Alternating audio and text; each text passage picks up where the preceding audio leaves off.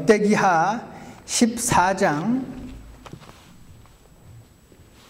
1절부터 7절까지 제가 받들어 읽겠습니다. 이처럼 아비야가 자기 조상들과 함께 잠드니 그들이 그를 다윗의 도시에 묻으니라. 그의 아들 아사가 그를 대신하여 통치하더니 그의 시대에 그 땅이 10년 동안 평안하니라. 아사가 주 자기 하나님의 눈에 선한 것과 올바른 것을 행하였으니 그가 이방 신들의 제단들과 산당들을 제거하고 형상들을 부수며 작은 숲들을 베어내고 유다에게 명령하여 주 곧 그들의 조상들의 하나님을 구하게 하며 율법과 명령을 행하게 하고 또 유다의 모든 도시에서 산당들과 형상들을 제거하였더라. 왕국이 그 앞에서 평안하니라. 그가 유다의 성벽을 두른 도시들을 건축하였으니 이는 주께서 아사에게 안식을 주셨으므로 그 땅에 안식이 있고 또 그 해들에 그에게 전쟁이 없었기 때문이더라. 그러므로 아사가 유다에게 이르되 이 땅이 아직 우리 앞에 있을 때에 우리가 이 도시들을 건축하고 그것들 주위에 성벽과 망대와 문과 빗장을 만들자. 우리가 주 우리 하나님을 구하고 우리가 그분을 구하였으므로 그분께서 우리에게 사방에 안식을 주셨느니라 하고 이에 그들이 건축하고 형통하니라. 아멘. 오늘 이 말씀을 본문으로 기도하면 안식이 있습니다 라는 제목으로 하나님 말씀을 증거하겠습니다. 여러분, 이런 말씀을 들어보셨을 것입니다. 모든 법칙에는 예외가 있다. 들어보셨죠?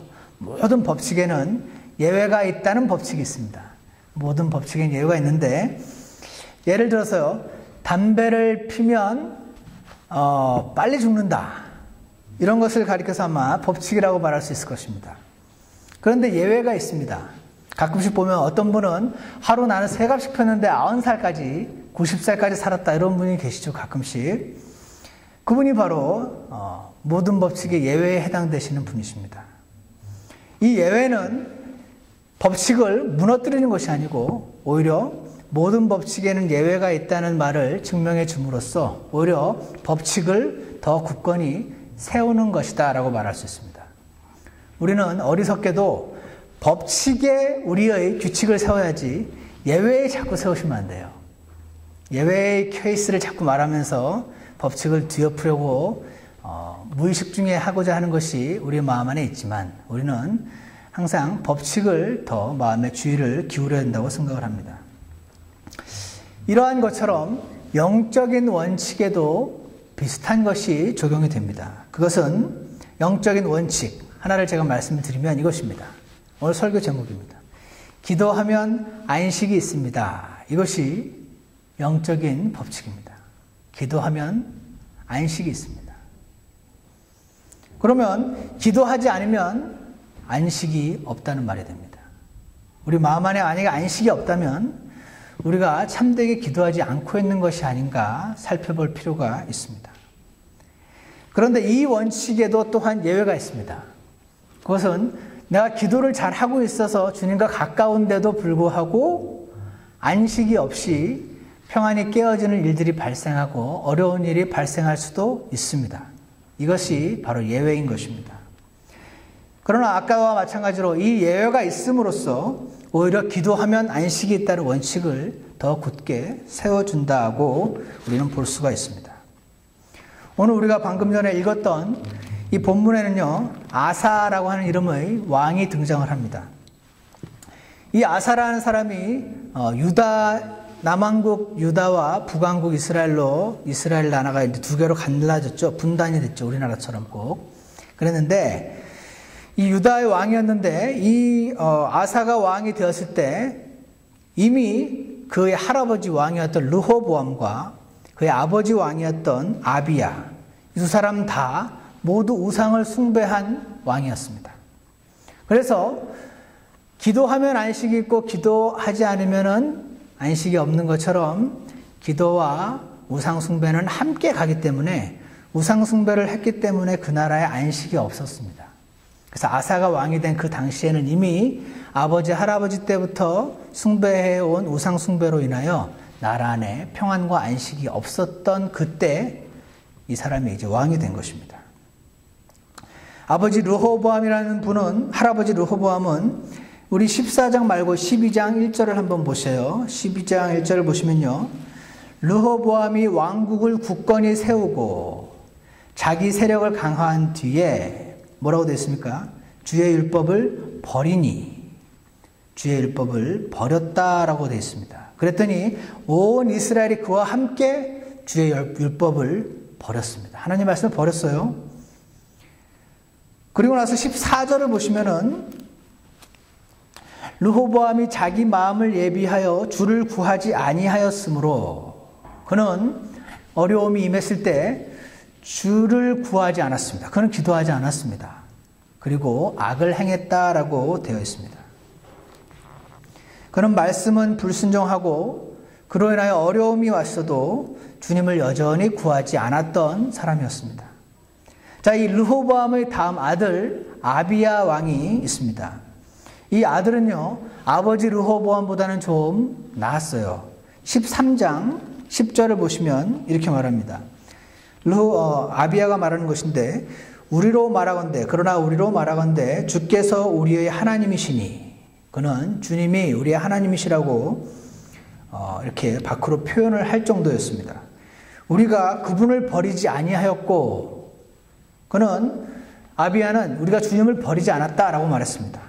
11절에 보시면 그들이 아침 저녁마다 주 앞에 태우는 희생물과 향기로운 향을 태우고 깨끗한 상에 보여주는 빵을 넣으며 또 금 등잔대가 있어 그것의 등잔들에 저녁마다 불을 붙이나니 우리는 주 우리 하나님의 책무를 지키나 너희는 그분을 버렸느니라. 지금 이 아비야가 다른 나라 이스라엘을 향해서 지금 하고 있는 말입니다. 그는 하나님을 버리진 않았습니다. 즉 하나님께 기도를 하는 사람이었습니다. 그런데 그는 동시에 우상을 함께 섬기고 있었습니다.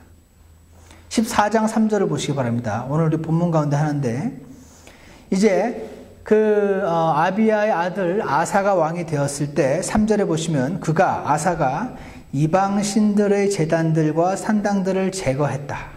형상들을 부쉈다. 작은 습들을 베어냈다. 이게 전부 우상 숭배의 도구들이었는데, 아사가 왕이 되었을 때 아버지 아비야 때 이미 계속 우상 숭배하던 그런 흔적들이 남아있는 것을 아사 때 비로소 제거하고 있는 것을 볼 수 있습니다. 자, 그러면 정리를 하면 이렇습니다. 르호보암, 하나님께 기도도 하지 않고 우상 숭배를 했습니다. 아비야, 하나님께 기도는 하는데 우상 숭배를 했습니다. 아사는 하나님께 기도하고 우상도 버렸습니다. 이렇게 우상을 버리는 것과 기도하는 것이 하나로 연결되어 있기 때문에 아사가 기도만 하는 것이 아니라 우상도 함께 버렸을 때 하나님께서 어떻게 하셨다고 되어 있습니까? 그 나라에 평안을 주시고 안식을 주셨다라고 말씀을 하시는 것입니다.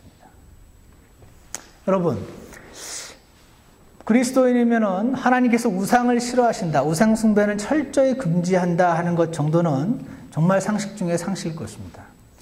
출애굽기 20장에서 4절에 너는 너를 위하여 어떤 새긴 형상도 만들지 말고 위로 하늘에 있는 것이나 아래로 땅에 있는 것이나 땅 아래 물속에 있는 것이 어떤 모습이든지 만들지 말며 새도 동물도 물고기 모습도 만들지 마라. 그것들에게 절하지 마라. 그것들을 섬기지 말라. 이렇게 10계명의 하나로 분명하게 언급을 해놓으셨습니다. 여러분, 이런 질문을 한번 해보셨나요? 왜 하나님께서는 이렇게 우상 숭배를 미워하는 것일까? 왜 그렇게 미워하는 것일까? 그 이유는 여러 가지가 있지만 저는 이것이 가장 중요한 이유라고 생각을 하는데, 그것은 신앙의 종류는 두 종류가 있는데 관계신앙이 있고 우상신앙이 있습니다. 관계신앙과 우상신앙이 반대가 돼요. 우상신앙이란 그 만든 우상으로 만든 그 신과 나와 어떤 관계가 필요 없는 신앙이 우상신앙입니다. 예를 들어서 하나님을 송아지 우상으로 만들어버리고 거기다가 절하고 하면은요, 하나님을 인격적으로 섬길 필요가 없어집니다. 송아지 우상과는 관계를 맺고 관계를 가질 필요가 없기 때문에 그렇죠. 한마디로 송아지 우상의 특징이 무엇이냐 하면 섬김과 그 신과의 대화와 사랑과 이러한 관계는 필요 없고 다만 내가 뭔가 바치고 그는 그 대가로 나에게 복을 주기만 하면 되는 것입니다. 그래서 기복신앙이란 바로 우상신앙인 것입니다.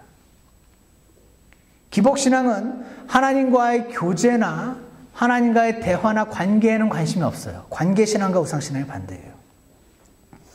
관심은 이것입니다. 오직 나에게 복을 주고 건강을 주고 돈을 잘 벌 수 있는 길을 열어주기만 하면 그것이 그만입니다.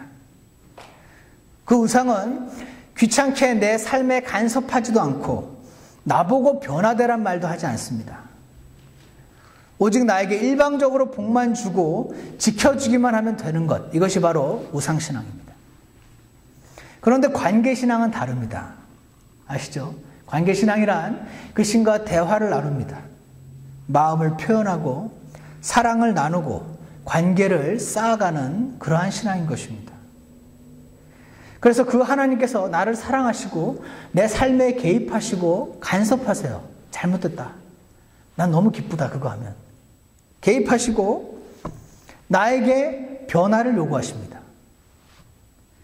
그렇게 나의 변화가 이루어질 때 하나님과의 관계가 좋아집니다. 그 관계가 쌓입니다. 관계가 형성이 됩니다. 그렇게 되기만 하면 나머지 복들은 내가 굳이 관심을 갖던 갖지 않던 저절로 주어지는 것이 바로 관계신앙이라고 말할 수 있습니다. 여러분, 하나님께서는 저와 여러분과 우상신앙을 원하지 않으시고 관계신앙을 원하고 계십니다. 그래서 우상을 그토록 미워하는 것이라고 설명을 하는 많은 성경교사들이 있습니다. 그래서 말이죠, 여러분, 아사가 다만 하나님께 기도하지 않고 우상을 버리고 관계신앙이 되어서 전심으로 하나님께 기도를 한 것, 그것이 바로 이전 아비야 때와 다른 참된 관계신앙으로 들어선 것을 말을 하는 것입니다. 자, 이렇게 아사가 우상을 타파하고 관계신앙으로서 하나님께 참되게 기도했더니 어떻게 되었는가? 2절을 보십시오. 아사가 주 자기 하나님의 눈에 선한 것과 올바른 것을 행하였으니, 그런 것이 어떤 것이냐면 3절에 그가 이방신들의 제단들과 산당들을 제거하고 형상들을 부수며 작은 숲들을 베어내고, 4절 유다에게 명령하여 주 곧 그들의 조상들의 하나님을 구하게 하며, 온 유다 백성 전체로 하여금 하나님을 구하게 했습니다. 우상을 버리고 하나님을 구하게 했을 때 5절 보시면 또 유다의 모든 도시에서 산당들과 형상들을 제거하였더라. 왕국이 그 앞에서 평안하니라. 참되게 기도를 했더니, 우상을 버리고 하나님만 구하는 기도를 했더니 그 왕국이 그 앞에서 평안했다라고 되어 있습니다.